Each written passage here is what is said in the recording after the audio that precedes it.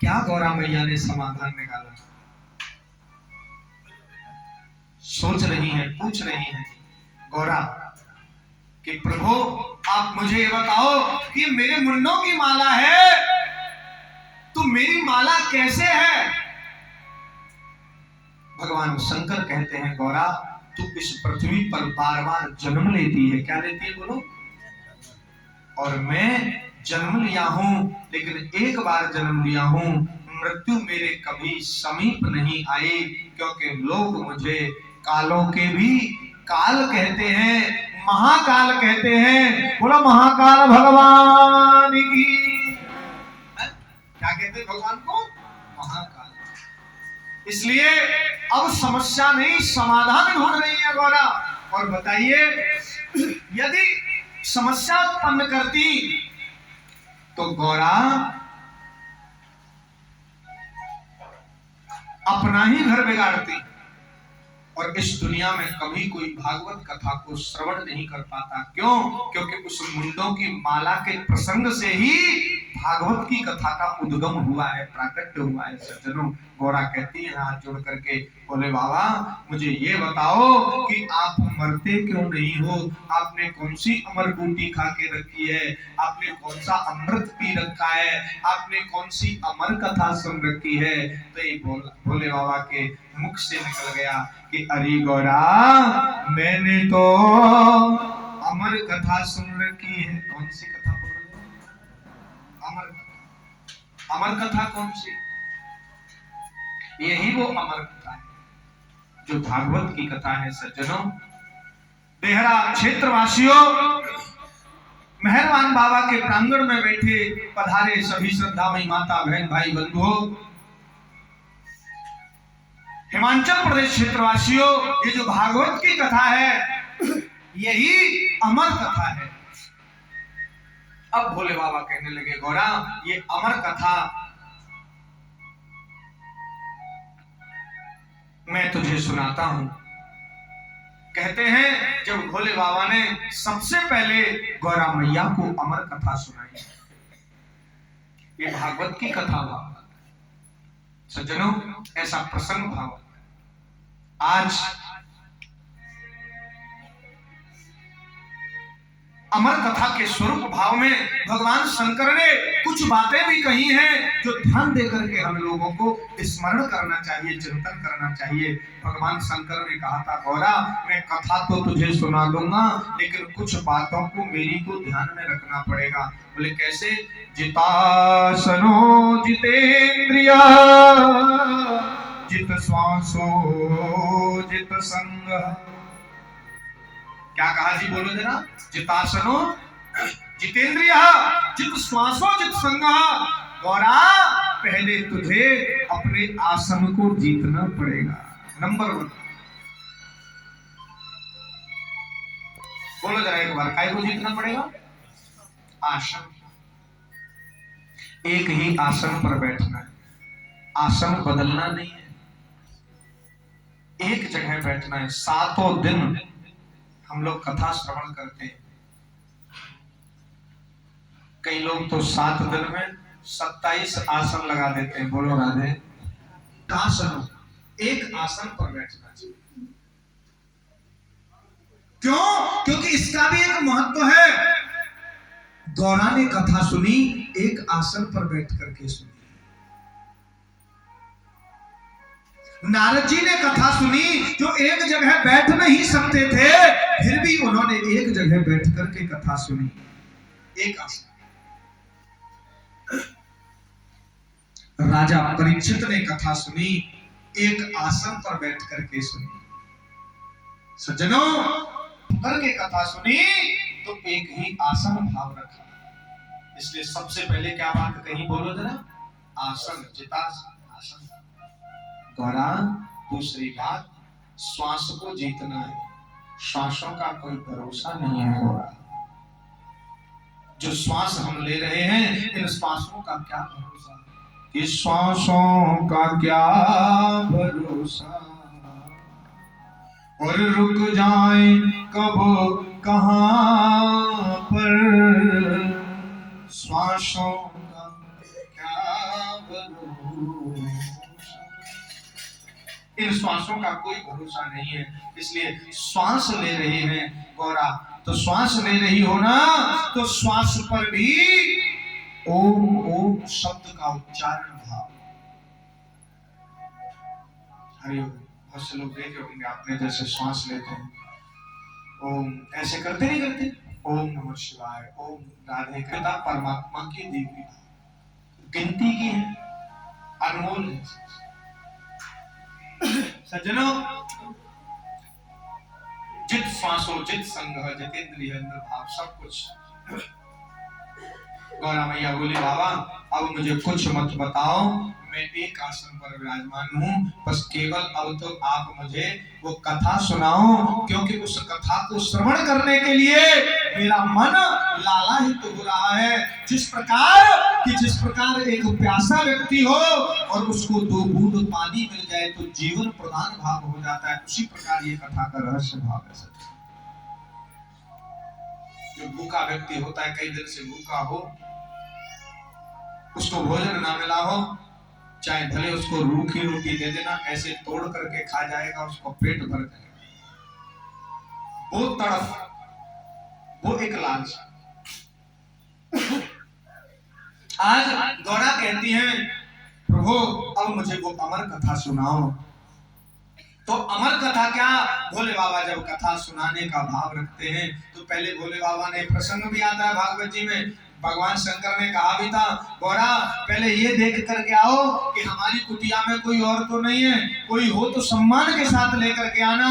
गौरा गई और जब जाकर के गौरा ने देखा तो कुछ भी नजर नहीं आया। क्यों? क्योंकि वहां तो शंकर और गौरा दोनों ही तो रहते, लेकिन हाँ एक अंडा रखा हुआ था पका, शुक पक्षी का, ऐसा प्रसंग भाव आता है। गौरा सोचने लगी ये तो अंडा ही तो है, हाँ इसमें तो पता नहीं जीव होगा नहीं होगा, इसलिए चलो आई और कहा प्रभु कोई नहीं है, आप कथा प्रारंभ शुभारंभ भाव रखो।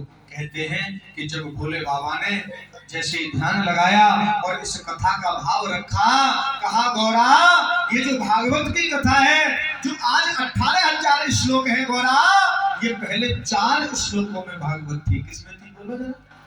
4 श्लोकों में, चतुश्लोकी भागवत, और चारों श्लोकों में अलग अलग महत्व भाव रखा, ब्रह्म, माया, जगत और जीव।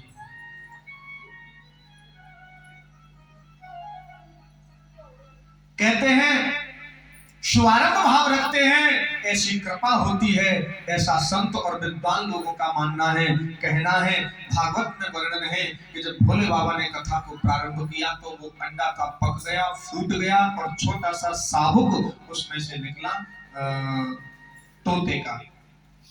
तोते का बच्चा एक छोटा सा, और साबुक निकल करके वो बैठ गया और उसने पूरी कथा का रसास्वादन भाव रखा। ऐसा प्रसन्न भाव आता है। सज्जनों, कई लोग तो ऐसा भी कहते हैं कि जब भगवान श्री कृष्ण के जन्म के बाद में पूतना भगवान को मारने के लिए आती है, भोले बाबा बड़ी सुंदर कथा सुना रहे थे। भोले बाबा ने कथा सुनाई कि गौरा देख ये चतुश्लोकी जो भागवत है यही अमर कथा है। हाँ? ब्रह्म, माया, जगत और जीव। ब्रह्म माने परमात्मा। जब इंसान इस दुनिया में है तो भगवान भी इस दुनिया में है, इसलिए ब्रह्म को मानना चाहिए। बहुत से लोग परमात्मा को नहीं मानते, बोले कहाँ किसने देखा, कौन कैसे क्या। हाँ? कि नहीं, जब इंसान है तो भगवान भी है। क्यों? क्योंकि फिर एक पंक्ति है सुंदर सी, आप मेरे साथ में गुनगुनाओगे सब लोग मिलकर के। कहते हैं जब जब मन में ऐसे विचार भाव आए तो हमें इन पंक्तियों को गुणगान करना चाहिए, स्मरण करना चाहिए। गुनगुनाइए जरा प्रेम से। कहा कि नाम है तेरा तारणहारा, बोलो जरा, नाम कब तेरा दर्शन होगा, कब तेरा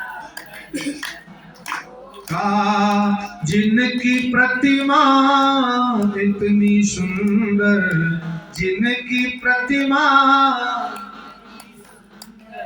वो कितना सुंदर, वो कितना जिनकी प्रतिमाएं इतनी सुंदर है, तो इस दुनिया को रचाने वाला वह पर ब्रह्म परमात्मा जो है, ब्रह्म है, वो अखंड कोटि ब्रह्मांड का नायक, वो कितना सुंदर होगा। जगत, जगत माने संसार। ये जो संसार है ये अमर रहने के लिए नहीं है। ये जो दुनिया मिली है, आया है सो जाएगा, राजा रंक फकीर, कोई सिंहासन चढ़ चला, कोई बंधा तख्ती। जो जन्म लेकर के आया है इस दुनिया में, संसार में, जगत में, जन्म लेकर के आते हैं परमात्मा का भाव और मृत्यु होकर के, इसलिए इसको मृत्यु लोक भी बोला जाता है। बोलो बांके बिहारी लाल। सज्जनों, ऐसा सुंदर सा प्रसंग भाव। उसके बाद में ब्रह्म, माया, जगत और जीव, जीव हम आप सब लोग। यहाँ पर छोटे से छोटे जीव में भी परमात्मा का अंश देखा जाता है। जहां तक कि वृक्षों में, पेड़ों में, लता पताओं में भी भगवान का अंश देखा जाता है। और हम सब परमात्मा के अंशज हैं। इसका प्रमाण गोस्वामी बाबा रामचरितमानस में लिखते हैं कि ईश्वर अंश जीव अविनाशी, चेतन अमल सहज सुख राशि। बड़ा सुंदर सा भाव। हम सब परमात्मा के अंशज भाव हैं, इसलिए परमपिता परमात्मा को याद करना चाहिए, ध्यान करना चाहिए। और कथा सुनाई उन्होंने सबसे पहले सत्य था बोला। क्या था बोलो? सतयुग की कथा सुनाई। सतयुग में सत्यनारायण भगवान का भाव रखा। दूसरा फिर कहते हैं कि त्रेता आया, त्रेता में भगवान मर्यादा पुरुषोत्तम श्री राम आए, बोला राम कथा सुनाई बड़ी विस्तार से, प्रेम से बोलो जरा एक बार, जय श्री राम। बोलो राजा रामचंद्र सरकार के, श्री हनुमान जी महाराज। बड़े प्रेम से ये राम कथा का जो है सुंदर जो है पूरी कथा राम जी की श्रवण कराई। राम जी का जन्म हुआ। राम और लक्ष्मण संतों की रक्षा करने के लिए, धर्म की रक्षा करने के लिए, भक्तों की रक्षा करने के लिए, समाज की रक्षा करने के लिए, दुष्टों का संहार करने के लिए अवतार लेकर के आते हैं और जंगल में चले जाते हैं। कौन वर्णन कर सकता है? भी अपने जीवन में कष्ट पाए। वो कष्ट नहीं है, वो एक तपस्या है। तपसी का भेष धारण किया है। भगवान ने स्वयं समझाया है हमें कि देखो मैं इस जगत का स्वामी हूँ, चराचर में व्याप्त हूँ, अखंड कोट ब्रह्मांड का नायक हूँ, लेकिन मुझे भी तपस्या करना ही पड़ेगा। बिना तप के किसी को कुछ मिला, किसी को कुछ हासिल नहीं हुआ। इस प्रकार मर्यादा पुरुषोत्तम भगवान श्री राम जी ने जंगल में जाकर के ताड़का, कुंभकर्ण, मेघनाथ इत्यादि इत्यादि दुष्टों का संहार भाव रखा है। रावण को समाप्त किया है। घर घर दीपक जले हैं। अयोध्या में लौट करके मेरे प्रभु श्री राम आए हैं। उसी दिन से दीपावली का त्योहार वह मनाते हैं। ऐसा प्रसंग भाव आता है। घर घर दीपक जले हैं, दीपक जले हैं, दीपावली का पर्व हम लोग मनाते हैं। और राम जी के राज्य में किसी को कोई परेशानी, कोई तकलीफ नहीं है। सज्जनों, हिमाचल प्रदेश क्षेत्रवासियों, उसके बाद भगवान शंकर कहते हैं कि गौरा फिर द्वापर युग आ जाएगा। कौन सा बोलो जरा? द्वापर युग आ जाएगा। द्वापर युग में भगवान श्री कृष्ण का अवतार होगा।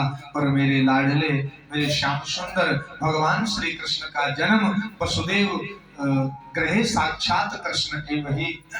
भागवत जी में ऐसा प्रसंग भाव आता है। भगवान श्री कृष्ण का जन्म वसुदेव और देवकी के घर होगा और जेल में भगवान का अवतार हुआ। फिर वसुदेव जी ने भगवान को वहां से लेकर के गोकुल पहुंचाया। और गोकुल में भगवान की एक मैया थी जिनको हम आप लोग यशोदा मैया के नाम से भाव रखते हैं। प्रेम से बोलो यशोदा मैया की। देखो यहाँ पे भी कथा से हमें कुछ ज्ञान प्राप्त होता है। यशोदा यशम ददाती इति, यशोदा विद्वानों का कहना है कि जो अपने सुख को दूसरों को प्रदान कर दे वही यशोदा है। भगवान श्री कृष्ण की माँ देवकी थी, लेकिन दुनिया के लोग ये कहते हैं कि कृष्ण की तो दो दो माएँ थी, यशोदा भी मैया थी। बोले हाँ, बोले जन्म देने वाली मैया अलग और पालन लालन करने वाली मैया। तो जो हमें कोई अच्छी शिक्षा दे, संस्कार दे, अच्छे रास्ते पर जो लालन पालन करे, जो अच्छा रास्ता दिखाए, वो भी हमारे बड़ों के तुल्य होते हैं, पिता तुल्य होते हैं, गुरु तुल्य होते हैं। बड़े कोई अच्छी बात बताए तो वो हमको उनकी बात समझनी चाहिए, स्मरण करनी चाहिए। सज्जनों, आजकल वैसे कम लोग मिलते हैं जो अच्छी बात बताएं, अच्छा मार्गदर्शन कराएं। हाँ, आजकल तो लोग ये कहेंगे किसी का बेटा या